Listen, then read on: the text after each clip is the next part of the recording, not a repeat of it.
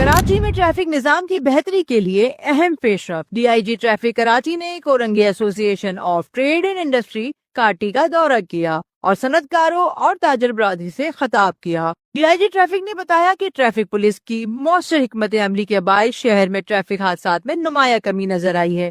गुज़िश्ता साल के 806 हादसात के मुकाबले में रवा साल अब तक 569 वाक़यात रिपोर्ट हुए हैं, जबकि हैवी ट्रैफिक से होने वाली अमवात की तादाद 155 से कम होकर 75 रह गई है। उन्होंने मजीद बताया कि इस वक्त शहर भर में 1300 कैमरों के जरिए ट्रैफिक की निगरानी की जा रही है, जबकि जल्द मजीद 2250 कैमरे नफ्ज किए जाएंगे ताकि ट्रैफिक के निजाम को मजीद मौसर बनाया जा सके। डीआईजी ट्रैफिक ने कम उम्र बच्चों की ड्राइविंग के खिलाफ सख्त कार्रवाई का अंदिया देते हुए कहा कि कानून की खिलाफ वर्जी पर किसी से रियायत नहीं बरती जाएगी। तकरीब के इख्तिताम पर काटी के सदर मोहम्मद अकरम राजपूत ने डीआईजी ट्रैफिक कराची को यादगारी शील्ड भी पेश की।